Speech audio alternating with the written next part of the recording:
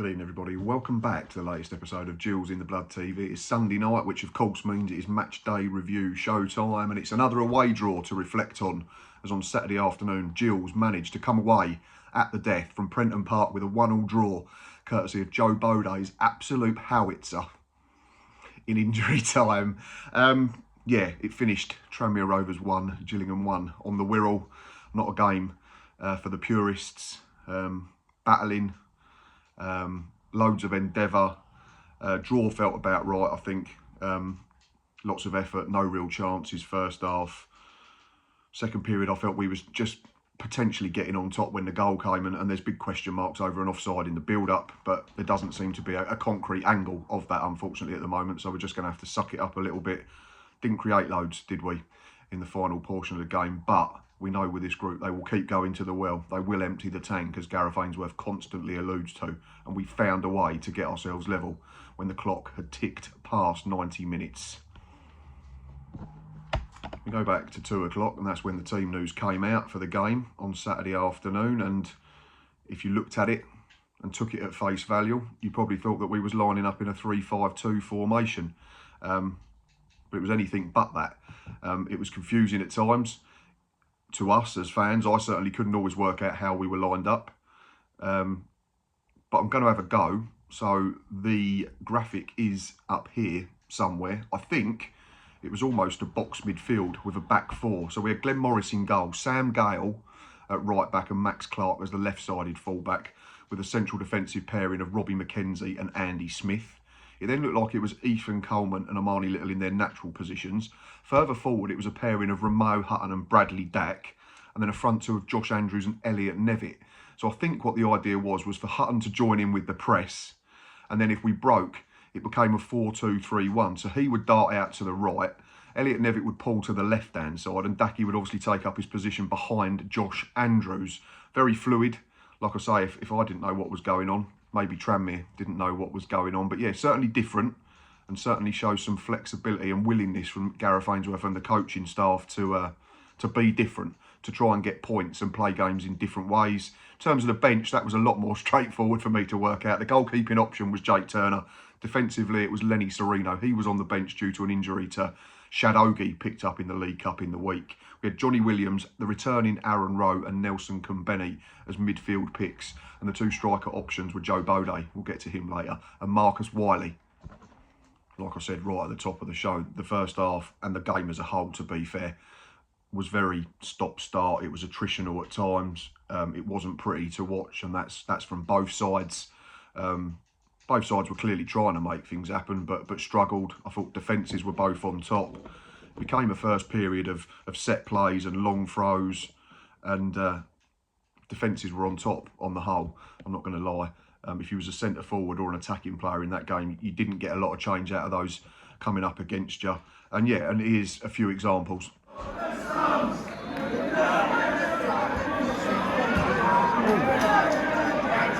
Get it out, can we?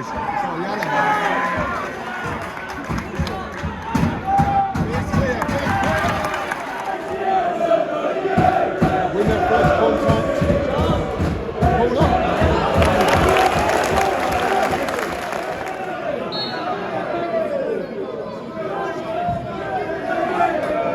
Let's go. Who knows? Oh.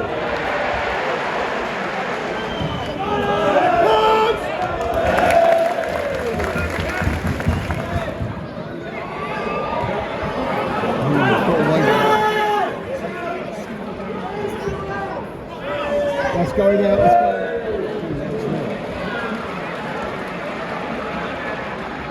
A little bit of pressure here.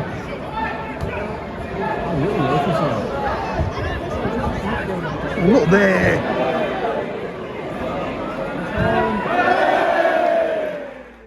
I think anything in the way of opportunities can be described as half chances at best. Josh Davidson for the home side had a header harmlessly over. Charlie Whittaker drilled one straight down the throat of Glenn Morris, glorified back pass from about 20 yards. The lad Harris had a really good chance, but blazed over into our end. And in terms of the Gills, there was a header, I think, for Josh Andrews that was fairly tame. sort of drifted past the far post harmlessly. And then one that I'd not picked up on the Matchday Live, and it was just looking back at clips, researching this, and there was a decent bit of play down our right, and Elliot Nevitt shows some really good movement, gets a shot off, but unfortunately it's blocked at source. It's really good defending. I think it might be Nathan Smith or Patrick Brough. But yeah, I got them on video. Unfortunately, I didn't get the Tranmere ones, but here's a look at what was the best of the action. Yes!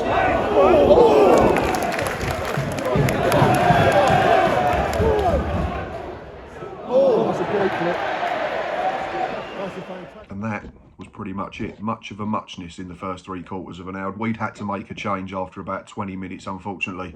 Felt so sorry for Ethan Coleman. He was absolutely immense in the League Cup tie in the week. Back to the Ethan Coleman for me that won him Players Player of the Year in 23-24. And he notched his first goal for the club. Took an almighty whack to the face. And I'd imagine we're not going to see him for a period of time. I'm guessing there's going to be concussion protocols, and the fact that his face had some severe damage to it. He literally was helped up and walked straight down the tunnel, and Johnny Williams was introduced immediately. So it was a fairly bad one, certainly from a distance. I'd imagine close up he's not quite as handsome as he was previously.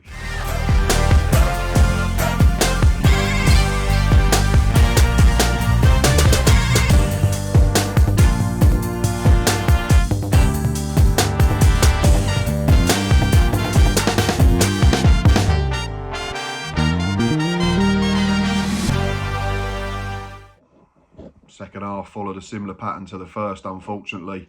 If you was a fan and you was turning up expecting to watch sort of, I don't know, a Barcelona versus Man City type game, then you'd have been very disappointed and would have probably left fairly swiftly. But that's the beauty of League Two football. It's going to be hard work. It's going to be a battle. It's going to be a lot of blood and thunder, and it's about being robust and structured, certainly away from home. But yeah, lots of endeavour again from both sides. But execution at key times was really, really poor, and we've got some more examples of that here. Good delivery, good delivery. Top. Yes. Oh, hello. Up we go.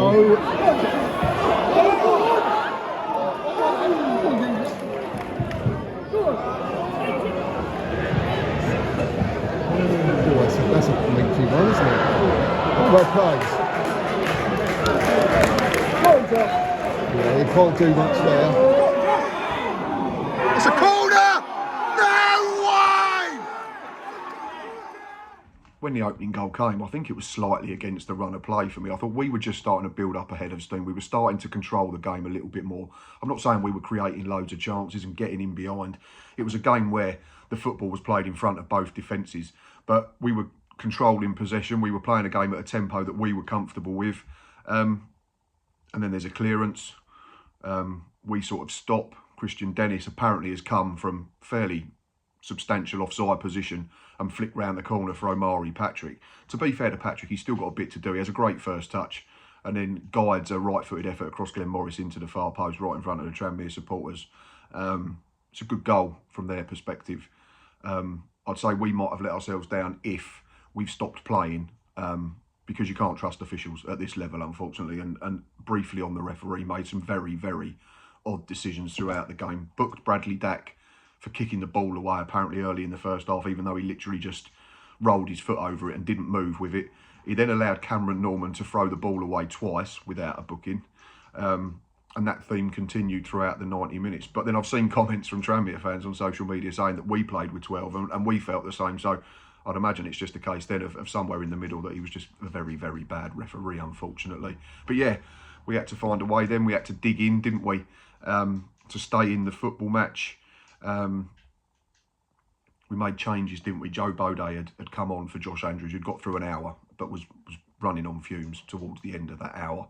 But it's great to see him being fit enough to start. And he had a fairly positive impact in some aspects in the first period without ever really having a clear sight at goal.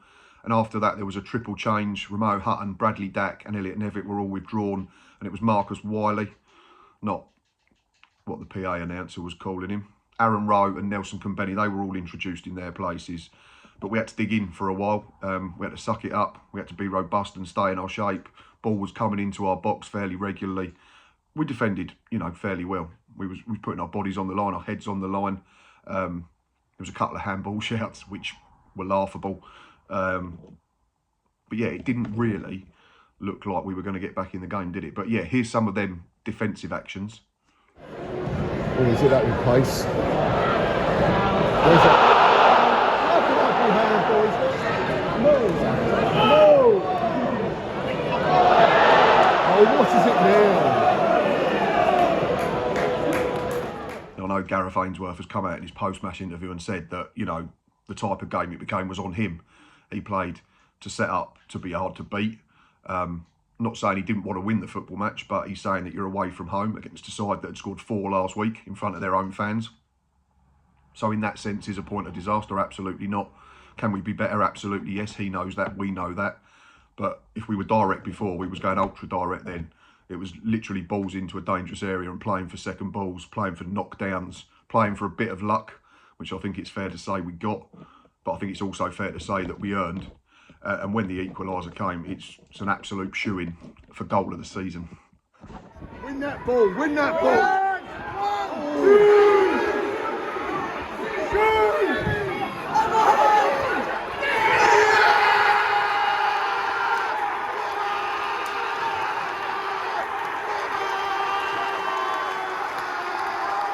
Of course, I jest when I say that, but it was great to see us, like I say, empty the tank, which we keep hearing. It's a non-negotiable, as Gareth Ainsworth calls it, and we keep finding a way. And if you draw your away games and you win your home games, then you're going to be there or thereabouts. So it's been a really solid, if nowhere near spectacular start to the campaign. 5 points from 3 games from 2 away fixtures. I think we'd have taken that. Clean sheet at home. Bradley Dack off the mark. Encouraging performance in the League Cup, albeit we went out on penalties. There was still time for the referee and maybe his assistant to be centre of attention. Max Clark had already been booked because of Johnny Williams giving the ball away cheaply. It was a foul he had to make. So I'd be inclined to ask Johnny to pay any potential fine if I was Max Clark. Gets a second yellow card in injury time after the goal. I'm not sure what for. Ball's gone out of play. He picks the ball up to take a throw. Their player squares up to him. There's no more than what I would call handbags. Referee deems it's enough for 2 yellows, which of course unfortunately means a second one for Max, and he's off and he misses Tuesday night's game against Chesterfield. So it's another player we're going to be without the services of. But that summed up the referee's performance, didn't it? And I think I don't speak for both sets of fans, but what I mean is what I've seen, like I already alluded to, that both sets of fans thought he was absolutely toilet, and he was a very poor official. But it's something we've almost got used to over recent seasons. In terms of negatives and positives, obviously there's probably a few of each. Ethan Coleman's injury is a huge negative because he started the game really well. I thought he was breaking up the play really well and getting us ticking over and getting the ball up to more forward-thinking players. We know what he can do when he's at his best. We saw it on Tuesday night for 90 minutes. That adds to a growing list of injuries now, don't it? We've got no Connor Masterson as well, no Seb Palmer-Holden. Sam Vokes we've still not seen. Ewan Williams is still in a sling. Shad Ogie went off during the week. We don't know how long he's out for. We've got Max Clark suspended now on Tuesday for 1 game. So it's going to be a bit of a patched up back four and a different looking side. You'd imagine the likes of Josh Andrews and Bradley Dack won't start that football match either based on their injury record over recent years. There's still creativity issues, we know that. But I think the big caveat in this game was that Gareth Ainsworth knew that we weren't going to be, you know, even trying to play loads of pretty football. But there are positives as well, of course. Going to the end, emptying the tank, like I've already said. We've extended the unbeaten run now. What is it? It was 9 last season under Ainsworth, plus 3 from John Coleman, so that's 12. You add another 4 in 90 minutes onto that now, so that's 16 in all competitions. 13 under Gareth. We've got Aaron Rowe back. You know, we saw a little cameo from him of what he can potentially do when fit. Might have to chuck him in at the deep end Tuesday, who knows, but we shall see. Flexibility of system with what we saw, I think, caught Tranmere out certainly in phases because they weren't expecting Ramo Hutton to be so high and be the first man into the press. And yeah, it's a big week coming up. Chesterfield then Crewe sit first and second in the league at the moment between them, don't they? So we're going to have to be at our best. We're going to have to find a way again. We're going to need us as fans in the Rainham end and all parts of the ground to get behind the boys when it gets difficult, because there'll be spells in the game where our visitors get on top. Yeah, going to end on man of the match before I blow full time. I think it was always going to be a game where a defensive player got it. I know Omari Patrick was given sponsors player of the match in the ground for Tranmere, but I didn't think he offered a lot apart from the goal, and that's always an easy go-to option, isn't it? We see it at our games at home. I thought both defences were well on top. I thought Andy Smith was really good. I think if Ethan Coleman had played the whole game, he'd have been in contention. But yeah, for me, it was a dead eat essentially between Sam Garland and Robbie McKenzie. Were both absolutely immense. Sam in a slightly different role, having to take on Omari Patrick as well, one-on-one a lot of times. And we talk about a lack of pace in this side. Sam Garland's got it in spades, and he was absolutely superb. Between them, they both played 90 minutes, Sam and Robbie. 15 clearances between the two of them, 2 shots blocked, 4 interceptions, 3 tackles. They won 67% of their ground duels. They won 64% of their duels in the air. They tried to play when they could, albeit in a game that wasn't really set up to be that way.